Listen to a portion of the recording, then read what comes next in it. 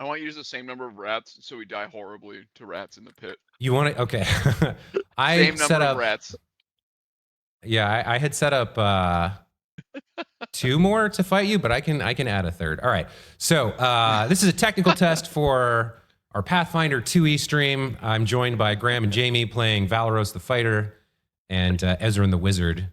Normally, there are 3 other party members who are currently hanging out over here, but they weren't available for this technical test. We played the first encounter of the beginner box, and we're plagued with technical difficulties. I actually recorded it without any audio, and then there was lots of problems. But essentially, these guys are investigating the basement of the Otari fishery, where 600 pounds of fish have been stolen by some creature that busted through a wall from the tunnels beneath. And as we join our heroes here, they are heading down into the dank, dark depths of the cellar, the scent of salt and fish wafting into your noses. The cellar is dark except for a very dim torch in the far north corner.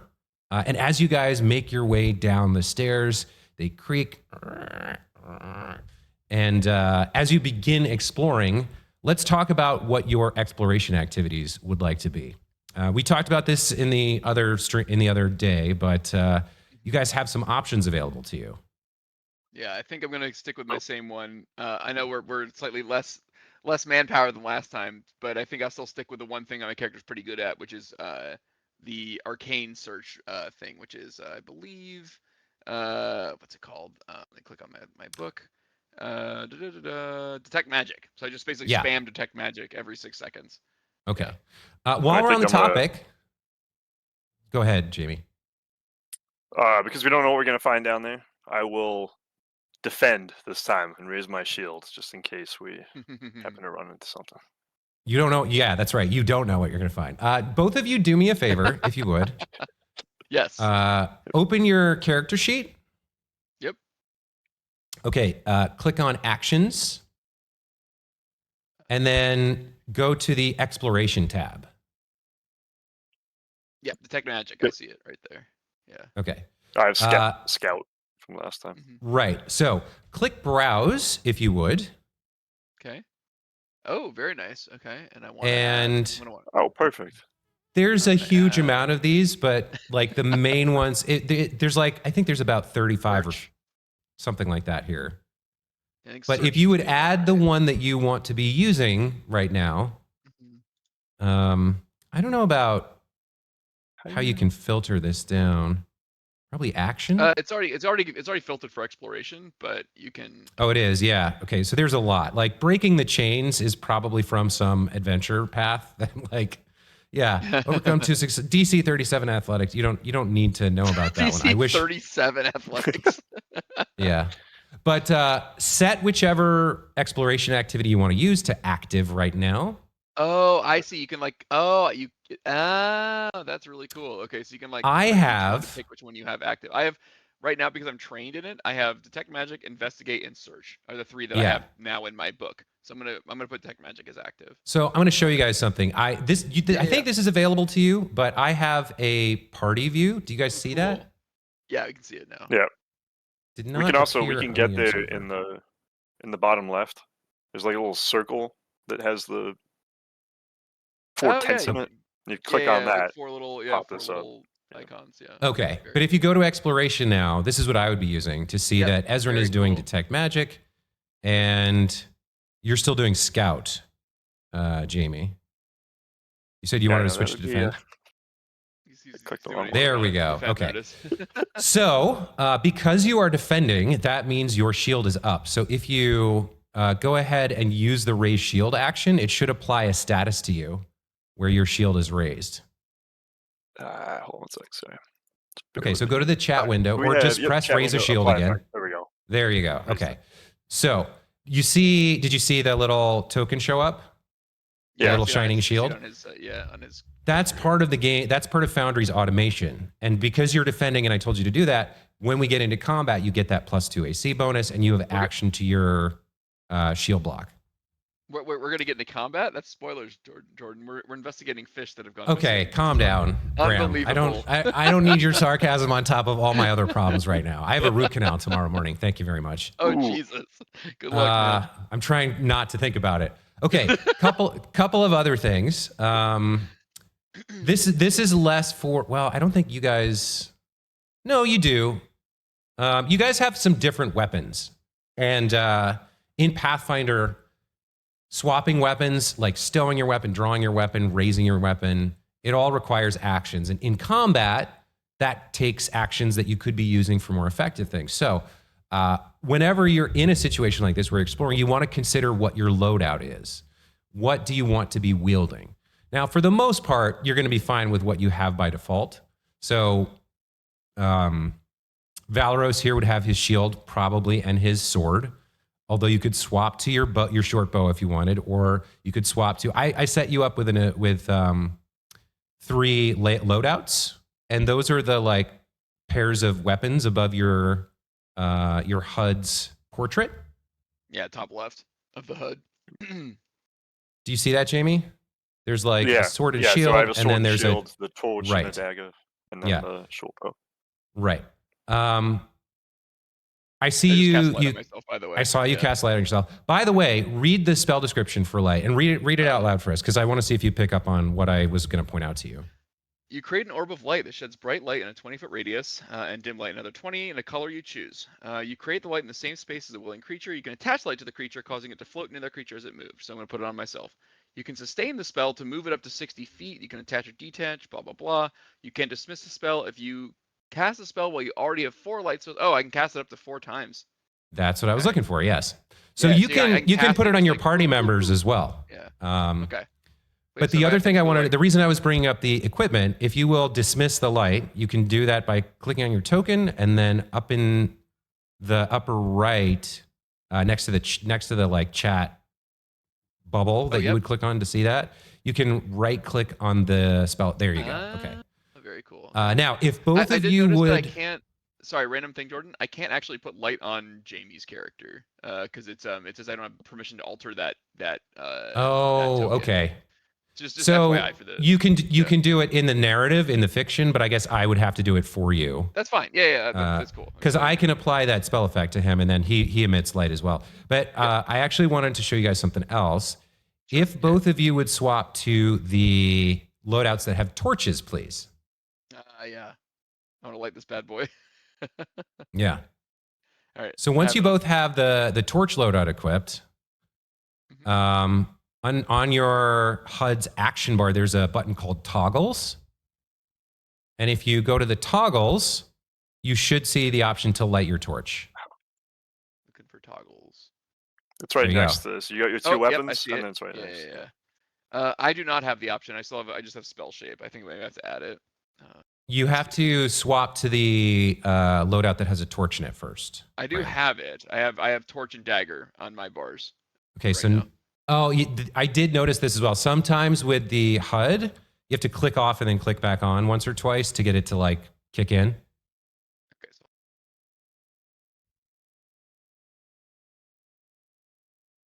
this is cool. I can actually see in the observer window, and presumably in OBS, I can also see. Yeah, I can see the animation for the torch light effect on Jamie's character. I'm just refreshing to see if that. A nice glowing face there. Yeah. So for me, when I click on when I click on Ezrin and click on toggles, I see spell shape and torch. It just there you go. You got it. I had to refresh to get it to show up. Yeah. Okay. This stuff is all new to us, so we're trying to figure it out. No, you're good. Makes sense. But yeah. So your team has 2 casters who can cast the light cantrip, so you're unlikely to use it, but it's available to you. I just wanted to let you guys know that. And then you can switch back to whichever loadout you actually want to be using. And Jamie, you might need to reapply your raised shield. Go all the way left to your action features. Raised shield. Yep, I see it. There it is. Okay, yeah. This is why I kind of almost want to do a one-on-one with each of you before the next session. This is working really well with you two. I think there's so many buttons and things, and like it slows down the game, but like us learning it in a controlled environment like this is really helpful. Sorry, and this might be an Ezrin thing as opposed to anything else. When I click on features, I only have the two that I have, which are that I set for reach spell and I added tumble through. Is there any way, like, I don't have like what you were talking about with like a different color guy? I don't have that on my. You do. Look to the far right under your passives. You see how your passives has the orange? Yeah, on your HUD. The rightmost button is an orange guy, like it's a dark brown button with the little man with the flame around him. See that. And I could just be really stupid, so you can please feel free to. That's what I was. Yes. Okay, so on your HUD you have your staff, right? Yep. Then you have toggles and drop prone. Then you have spells, features. Yep. The step, take cover, then consumables. So these are all buttons for your actions, and you can see underneath take cover the word actions. Okay. Yep. Then past the actions, you have reactions, right? With aid and grab an edge. Yep. Okay. You don't have any reactions that you can do right now. I don't think you have a reaction spell, so there's no features button for you there. Okay, that's all I wanted to make sure. Like the screenshot I posted in out of character is, I think, just want to make sure that's what it's supposed to look like for my character. Yeah.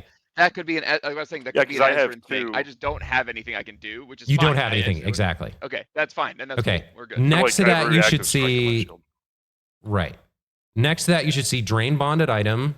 Yep, that's your free actions, and then you have features passives, right? No. Look at it. If you can't see the screenshot I posted in Discord, that's. I'm scared to tab away from. Okay. I'm scared to change anything. Wait, do I have my phone? But what you're saying, mine stops at drain bonded items free actions. That's all I have. Yeah, mine stops at reactions as well. Really? Because you have a bunch of passive features. You have Arcana. Maybe it's a setting. Let's try. Let's see. Go to Argon Combat HUD. Let's see. Is there a checkbox that I have? Show connected passives.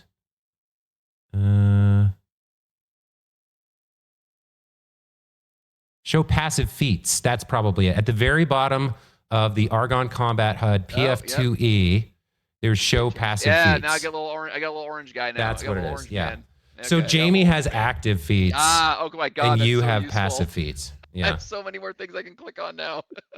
Yeah, but they're just informative. They're not. They don't do anything. I don't think. Right. I know, but they're all the things that like were in my character sheet that I don't have to now. They're all here. I much prefer to use this thing as opposed to like digging through my character sheet, which I only want to look at when I'm leveling up, basically. So that's great. The next thing I was going to tell you is that this HUD reflects stuff that you do in your character sheet. So, for example, you said you have tumble through on your action features. Yeah, we that's because you added that to your character sheet. So if you open up your character sheet and go to your encounter, you see how you have tumble through as an action?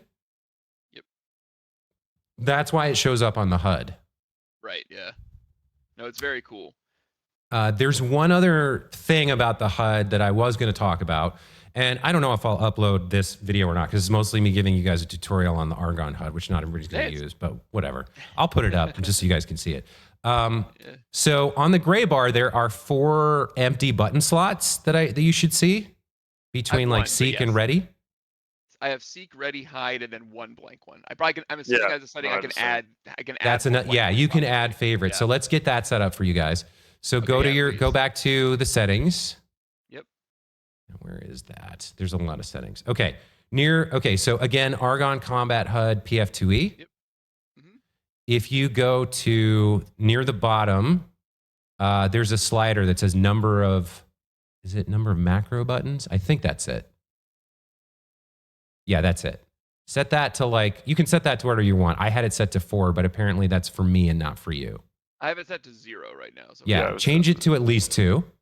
Yeah, there's 4. Okay, gave me 4 of them now. Yeah. So you have some empty slots there, right? Yep, I got. So right click on one. Okay. And tell me if you can see the action macros. Yes. I can. Okay. Oh, there's so many. Okay. Oh there's my a lot. God, there's so many.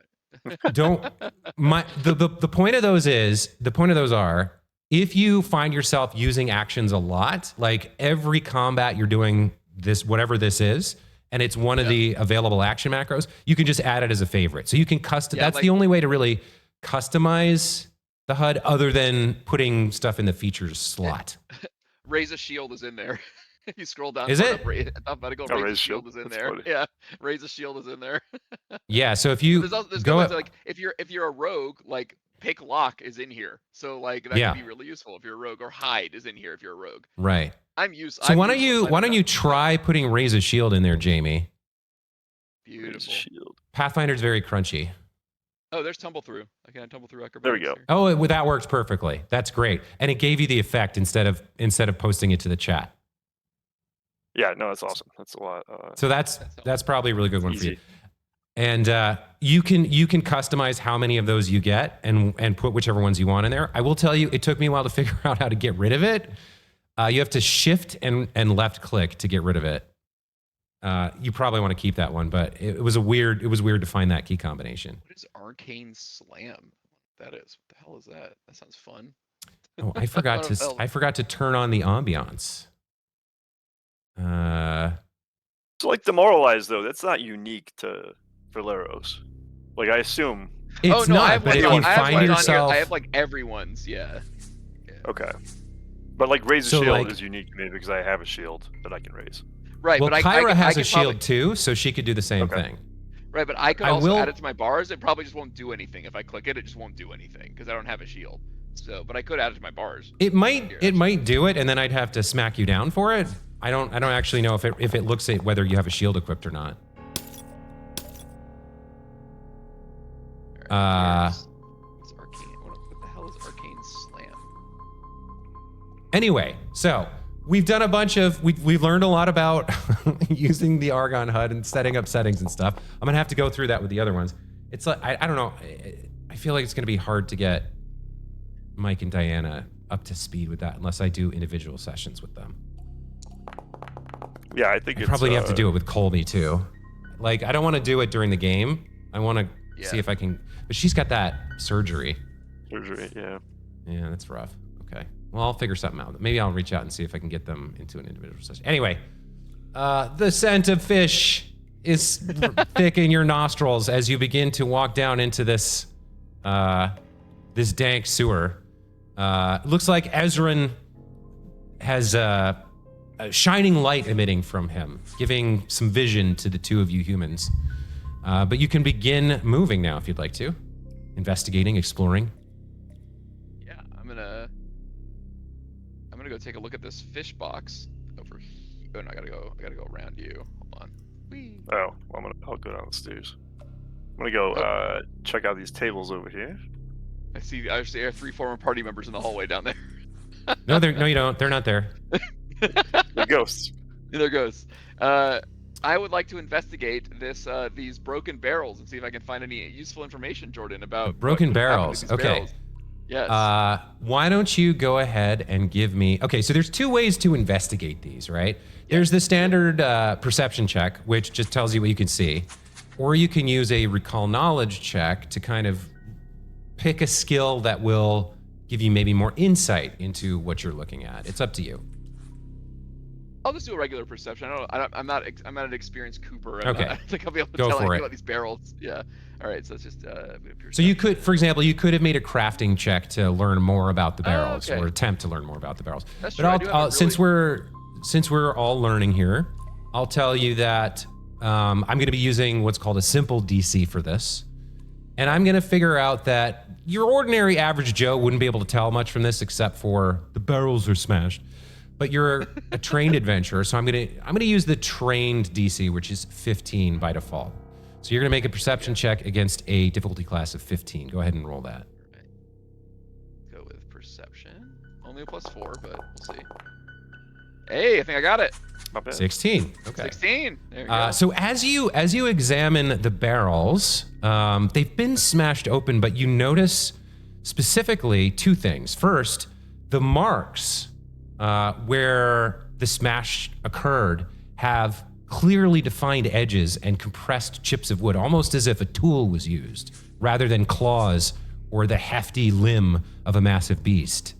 And second, you notice that of the handfuls of fish that were not taken, that kind of like spilled out along with all the brine and goo, You can see that they have been chewed and eaten by more along the lines of what you were expecting coming down here. There are kind of tooth marks and rips and tears and stuff. That's your kind of investigation action. Okay. So you hold still. Valoros, what have you been up to? I am going to do a similar thing, and I'm going to investigate these bottles that I see laying around to make sure that they're in good condition, and if any of them are drinkable, then maybe take a swig. Sure.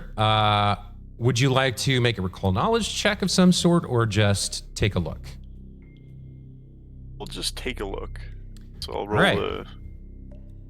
Yeah, go ahead and roll a perception check.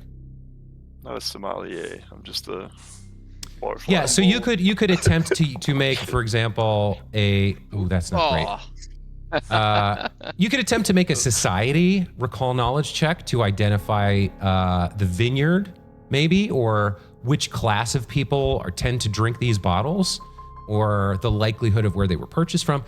There's all kinds of different recall knowledge checks you can make, but since you just made a simple perception check, I'll tell you they are empty bottles of cheap wine. All right. You can put two and two together, given the building that you're in, of who likely left them there. However, as the two of you are, and I'll do this to stop you from moving. As you two are looking around trying to gather clues, a strange chittering comes from the hole in the eastern wall. Suddenly, a trio of massive rats the size of dogs emerge from the darkness.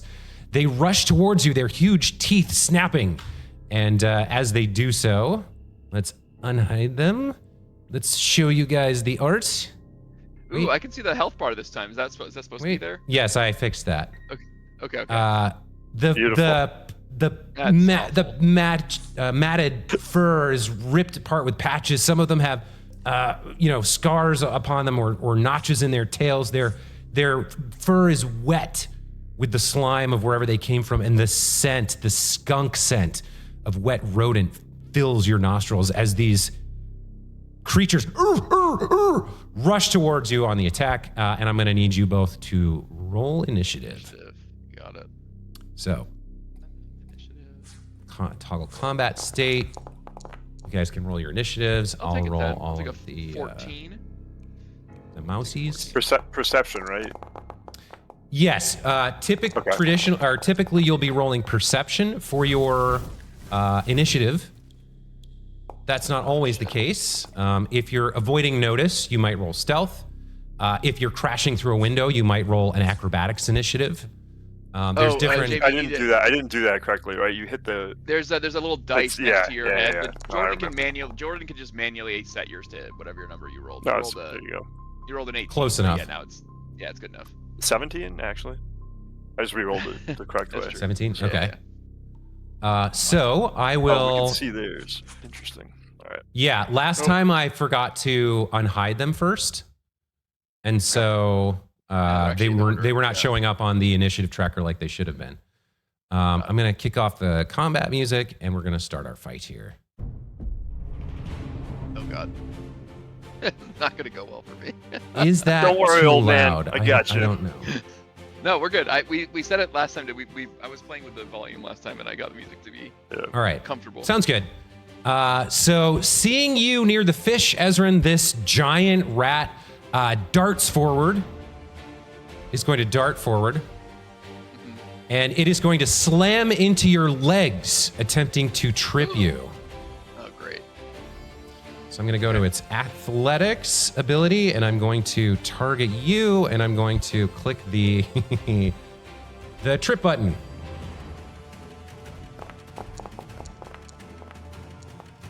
That's probably bad. Critical.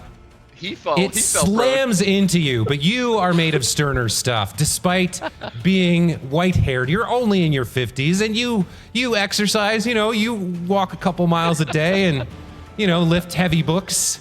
You're staggered back, but you don't fall over as the creature now snaps at you with its fangs, attempting to sink its incisors into your upper thigh. Jordan, I hate to rules lawyer you, but this rat is currently prone. Does that affect its attack roll? It is not. You are correct. It was a critical failure. Yeah. That's right. Okay, so this is a great rule point. There is no consequence for a critical failure on an attack, on like a melee attack, but a trip attack, like he just made, does have a critical failure, and thank you for pointing that out. He is prone, and actually, let me see, prone. You're off guard, take a -2 circumstance penalty to attack rolls. Yeah. So I don't think that factored in. Let me try that again. If I hit this, yeah, it is not. So I think I should have dragged prone. Yeah. Okay, so I needed to drag prone over here. When he critically failed. When his third attack or his third action was to attack you, he technically rolled an 11 instead of a 13, so he missed by 5. He would have missed either way, but you're absolutely right. I should have applied the prone condition, and I didn't. That is the end of the rat's turn. That brings us to another rat's turn. These guys, yeah, rat number 2 does not want you eating all. You're an intruder in his territory. That delicious fish has been there for like 2-3 days. It's pleasantly rotten. It is for his rat babies, and he is coming to kill you. So he is going to rush forward for his first action. He is not going to flank you because he is not a tactical creature. He's just going to get up close to you and make 2 attacks. All right. So first attack is a miss.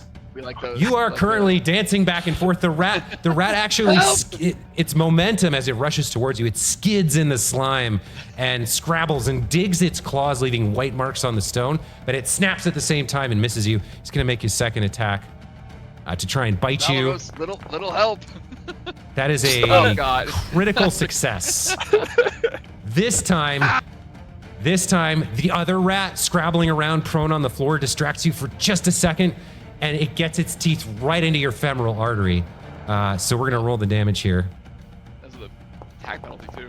Still got it. Oh, of course.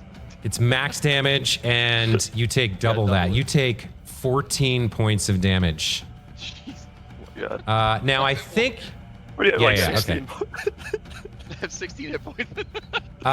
He really did get into your femoral artery, and I'm leaking. You are leaking blood, a huge gout of blood splashes into the creature's mouth and face, and then your legs start spurting. You immediately go pale, and I would say you can Valros, you're up, and your buddy's in trouble. What are you gonna do? Serious pain and serious trouble. What are you, made of paper? Basically. You know how translucent my skin is? I'm old. How do I? Oh, there we go. Okay. Yeah, So I'll go right next to him. Yeah, there you go. Let me zoom in on the action here a little bit. You're hitting the corner. Just move yourself square by square because it won't let you go right. Oh, okay. Corner. Yeah, you can't. Just do it that way. That's fine. There you go. All right. So I am going to. So that's one action. I charge in there. Just a minute. And I will hit this rat in its back. Go for it. With my sword.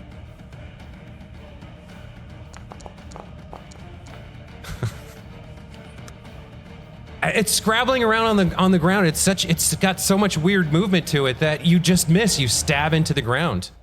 Does prone in this game give you any advantage on melee attacks? If he's currently prone, does he get? No, the creature. So the giant rat is off guard, which means it has -2 AC because it's prone. Also, you have it flanked. But unfortunately, even prone and scrabbling around on the ground, a 12 is not going to cut it. So that's 2 actions. What do you want to do for your third? I'm gonna have to attack this guy again. Yeah, please. Makes sense. Go for it. That's MAP -5, right? Yeah. Correct. Yep. Multiple. All right. It's better. That's enough. This time you stab into the creature's shoulder, hoping to drag the blade through its neck and finish it off, but roll damage and see how you do.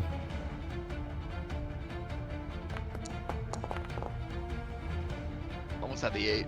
Damn. Almost. All right, so you deal 6 damage to the rat, grievously wounding it, but it is still scrabbling around on the ground alive. That is the end of your turn, so go ahead and end your turn if you would. That brings us to Ezrin. Ezrin's gonna back up for his first action. Got it. And then I think I calculated this math properly. If not, I apologize, Valorous. You're taking a face full of this anyway. I'm gonna I'm gonna step back and then use 2 actions to breathe a giant gout of flame 15 feet, which theoretically should stop at that rat that's right in front of Valorous and hit the other rat. Okay. Too. I can place let me tell you. Yeah, I figured go. No. Yeah. Okay. That you figured it out. You got the ruler out. Yeah. Yeah. Well, no. There's your 15-foot cone. Yeah, it's orthogonal. Click on it in you can just click on it in what do you call it? Place 15-foot cone from the chat window. Yeah. Okay. So all right, we're gonna roll some saves. The prone one, I think, gets a minus to this. Let's see. -2 circumstance penalty to AC. That's from off guard. No, prone.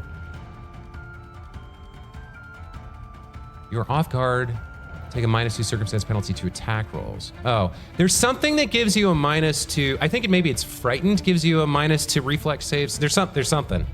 But regardless, this guy is probably gonna die no matter what. Yeah, you're gonna do 2d6. He's dead no matter what, so I don't even have to roll for him because he has 2 hit points left. So the other one over here, this one, we're gonna roll a reflex save.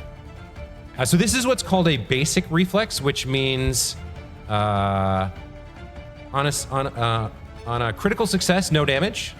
On a success, half damage. On a failure, regular damage, and on a critical failure, double damage. Basic. Let's go. Yeah. Fire that rat. I need. All right, let's see what he does. 7. If he rolls less than a 7, it's a critical failure. So let's 7 see. Or less, baby. Let's go. Dickhead. Okay, so he rolls a success. That means you're gonna roll damage. He's gonna take half. Yeah, half. But the other one, It's toast. I guess I should roll for the other one too, because he could take 1 damage. Yeah, he might critically no, succeed, he's dead. Okay, so it doesn't matter for him.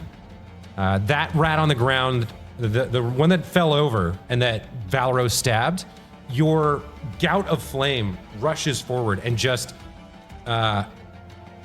you see like the flames lick into its face and its whole face becomes this charred mess. And its leg is kicking and then it just falls dead. For this other one that was unharmed, he dodges out of the way of some of it, taking half damage. He's still injured. You can see there's a huge burned patch now on his shoulder. You can see raw bleeding muscle where the skin has been burned away and singed hair. The stench is unbelievable as it goes into your nose. I believe that was your second and third action to cast that, right? My third. Yeah, exactly. So I'm all okay. set. So that is the end of your turn, and this rat, the third one, is going to rush Valorous, who is closest to the fish, and he doesn't really like the idea of going into the fire, the like cinders of your flames. But this one rushes up towards you, Valorous, and it's going to make 2 attacks on you. The first is a just slams into your not your pauldron. What's the shin guard called? A shin guard, I believe. It slams into your shin guard and like its teeth glance off with a clang. It's gonna try again because what else can it do? It's a dumb rat. That could hit. Yeah. Does it 20? I forgot to target you. Damn it. What's your AC with your shield raised? It's not. My shield isn't actually. So I should have taken that down. No, it's not. It's You're right. It's not because at the end of your turn. Yeah, it should have come down. Okay. I want to say it's 18. Yeah, it's 18. It is 18. Yeah. Okay. So the second time it sinks its fangs into your arm, and you are gonna take. Let's see. You take 2 damage. little less than mine. All right. Made a puppy stuff dude. Over here. Level 1 okay. is terrifying. This rat over here, having been badly wounded, badly burned by Ezrin, seeing its friend die, like a creature died next to it and it got burned. It is going to make a run for it. So It is going to run past you, Valeros, and as it does, it will leave a square that I'm gonna swipe you were it. adjacent to. Yeah. You have the reactive strike. Yes. Let me just double check. Right. Look it up. Yeah, it was within your reach during part of its movement and left a square during a move action. Yeah, you absolutely can make a reactive strike here. Fuck him up. Damn it. You miss. And do remember when you're making strikes, I forgot to, but remember when you're making strikes to target the creature? Oh, yeah. Oh, yeah. Sorry. Yeah, I know we're all getting used to this VTT. But let's see, that was 15 feet. Does it say what its speed is on here? Oh yeah, it's got 6 squares. So basically at this point, this rat has 2 more actions and a climb speed to get down the cliff. It is gone. So I am actually going to... Our lunch! Yeah, I am going to remove it from the turn order because it is done. Yeah. Or how do I... You got rid of it. It disappeared on ours. On our I can mark it as defeated without killing it, I think. Yes. It's not in our order anymore. Okay, that was its turn. It fled, which brings us, Valeros, to your turn. Nice. I'm going to Take a wild guess what you're gonna do. take a swing. Yeah. Well, hold on. Actually, before you do, let me give you a piece of advice here. So 2 things about Pathfinder. One, when enemies flee, you still get experience for defeating them, even though you didn't kill them. And also, it's very, very rare that an enemy you have defeated will come back. So, in 5e, when I've played, when I've GM'd, people really want to kill stuff and not let it get away. And part of that is gamer instinct, and part of it is the narrative of I don't want him coming up behind us later. In Pathfinder, they're very explicit, in the GM book and in the adventures, if they flee, they don't return, give your party full experience. So I just want to throw that out there. The other thing I wanted to tell you is many actions are attack actions, which incur a multiple attack penalty, but some of your skill actions are not and can debuff the enemy and make it easier for you to hit, especially because beating the AC by 10 gets you a critical success. Every +1 counts, and so what I would recommend you do here before you attack is try to intimidate this creature. Okay. I was wondering about demoralize. that because it's obviously, doesn't speak English, but there are other ways to intimidate it, right? Yeah, so, okay. Bang your Actually, shield. Yeah. This brings up a really good point. One of the other things I need to talk to you guys about doing is when you get into combat with a creature like this, one of the other skills you can use, because usually move, attack is not the best play because of the multiple attack penalty. The math is set up so that your first attack has a decent chance to hit, but if you're fighting enemies at your level, your second attack is going to miss a lot, and your third attack almost always misses. So usually, your third action is better used to set up to help your team. And one of the best uses is to recall knowledge to identify the creature, because you can get an idea of its strengths, and if you critically succeed, or if you do a second recall knowledge after a first success, you can get an idea of its weaknesses. And if we had the full party here, we could go through that exercise. I'll just tell you, if you had used recall knowledge and made a nature check of a DC, what is it? It's 13. I would give you the first information, which is this is a giant rat. It is fast. It can climb. It will bite you. If you got a critical success, or if you did a follow-up question to ask, what is this thing's weakness? I would have told you they are easily frightened because this creature has a very low will save, which is the saving throw against demoralizes intimidation check. So whereas its fortitude save and its reflex save are relatively on point for its level, its will save is low, it's easily frightened. Okay. Do It's another layer of strategy to think about as opposed to Exactly. Yeah. All right, so I will try to. I'm gonna jump up and down and growl at this thing, or roar at it. Excellent. Okay, so cougar. target the creature. Yeah, just make sure I targeted him right. So he's targeted. Then so I should be able to go to your skills, expand intimidation, and click demoralize. Maybe. Okay. Ooh, Not no. quite enough. The creature is unharmed, And despite what happened with the other rats, it doesn't seem to understand your intention here. You're jumping. It registers as a threat, but it doesn't feel intimidated, sadly. So that was your first action. But there wouldn't be any harm in me trying that again. No. Because it's not an attack, you don't take any penalty for trying it again. And it is right up next to you, so yeah, you could try it again if you want. I'm gonna try to demoralize a little harder this time, maybe get some sword swings in there. Try to shield it in the You're gonna face. roll lower. Guaranteed to roll lower now. Oh, okay, now you got No, it. There you go. Yeah, Okay. there we go. So, because you demoralized it, the rat is now frightened.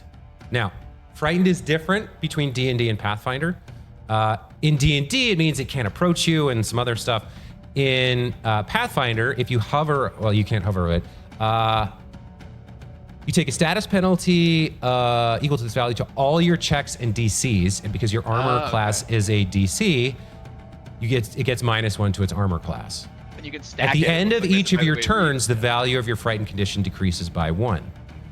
So if it I already will has say- this status thing, that means like if it already has some other effect on there, which is like minus, like maybe it's flank, so the -2, and then you frighten it, so it's another -1 would be -3. Correct. Okay. Stack 'em. And okay, I'll tell 2 more things since this is learning, it's a tutorial, and you just did this demoralize action. I'll tell you that technically, you should have taken a -4 because it's a creature and can't understand your language. You would have hit it anyway because you rolled high enough. You succeeded by 4, so you would have gotten that second demoralize anyway. But in a real game, if you try to demoralize an animal, even though this has a weak will save, there's the corresponding fact that it's a creature and doesn't understand you, so you get a -4 to your intimidate. Intimidate's really supposed to be like, I'll gut you and barbecue your children. It's like a verbal threat. Yeah. You can get feats, like orcs have a heritage feat, I think, called like Steely Eyes, where they don't have to use words, they just glare at you, and they get a demoralized check without any like Any somatic component. Yeah. without any reduction. But you don't have that feat, you're level 1, and so you would have gotten a -4. Also, if you had critically succeeded, if you had rolled 23 or higher, it would have taken frightened 2 instead of frightened 1, and it would have had a -2 to its AC. So there are some builds that are very useful in a party composition that specialize in demoralize, and like you go up with your team, you flank it, you put another -2 on it from frightened 2, and suddenly that creature has -4 to AC, and that negates basically the multiple attack penalty. So like you set things up, and then your team comes in and just Beat the shit out of it. beats the crap out of it. Yeah. Anyway, that was your second action. Sorry for the digression. No, you're good. What do you want to do with your third action? So that also goes down by 1 each turn, right? So frightened 2 becomes frightened 1, and then it disappears. Becomes frightened 2. Yeah, it becomes Okay. frightened nothing. Yeah, exactly. Okay. Also, I'm gonna- it can only have that from one source. So because it's frightened by you, if Graham went and frightened it, he could replace it with frightened 2 or refresh frightened 1, but you guys don't add together. You can only have a penalty from one can't source. create a frightened. Have to we be can't different combine to statuses, create a but- frightened 2, right? Yeah, you can't stack. You can't have the whole party frightened and get frightened 5. It doesn't work. Yeah, everyone just starts screaming at it. AC goes down to like 0. It would be very entertaining in fiction, but in terms of game mechanics, it doesn't work that way. I assume you're now going to try to kill this thing. Yeah, stab it. Oh no. How Not many gonna do threes it. have been rolled? Yeah. You've That's a rolled lot like of 6 of them. Yeah. Go ahead and end Better your when we turn. actually did this, yeah. We did this Yeah. for real. Alright. Now, Graham, I did want to tip you into something. I don't know if you Yes. realized it or not, but you can use an action to enable your spell shaping, Yes, to extend which the range. extends all of your cantrips by 30 feet and extends your touch cantrip to 30 feet. So if you have a cantrip with a range of 30, it goes up to 60. You have a touch cantrip called like, what is it, Morphing Claw or something, which is very It's strong. gouging claw. It's gouging Yeah. claw, but I don't know. It doesn't do any. Let's see. Hold on. It doesn't. It puts a bleed on him, but it doesn't do any more damage than telekinetic projectile does. But it does put a bleed if you hit. It puts a bleed on him. So Yeah, bleed is very powerful, but I just wanted to make sure you understood. Like, if you use a cantrip to use your spell shape action, you can toggle it on, and then you get the extra range on all those spells. So you might not want to do that right now, but I just wanted No, to you throw know, that I, out there. I like the idea. 'Cause I just want to test it out. So if I go to my features, I click reach spell. So Then so target the that means rat. It's active. Yeah, and then target the rat. Target. and then- Did you Trying to set me toggle it fire, on? man. Oh, sorry. Oh, I have to actually click the toggle thing, not the feature. There you Yeah. go. Yeah. The raised Yeah, shield's that got should the do same thing. Yeah. So is that working? Can you tell if it's working? Yeah. Now it should be toggled on. Okay.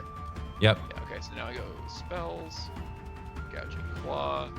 We'll go, I don't know, slashing, sure. Attack. Okay, fuck you, rat. Intelligence, okay, should be good. +7. Alright, let's see it. That should be enough. 18, there we go. 18 to hit. Hit. Yes. Success by 4. Right. So roll So the you damage. you just see this ghostly claw kind of materialize out of thin air and just rip down on this rat, and it just tears a chunk out of its back and damage here. That's a good roll. That's a fucking dead ass rat. That is a dead rat. I just rip its spine out. I just rip its spine out. Just so you can see how this works, I'm going to apply it at half damage as if he had done Right, better. See the bleed? Yeah. Right. Oh yeah. So there's he the now bleed. Got a little bleed effect. he now has the bleed effect, and what that does is, If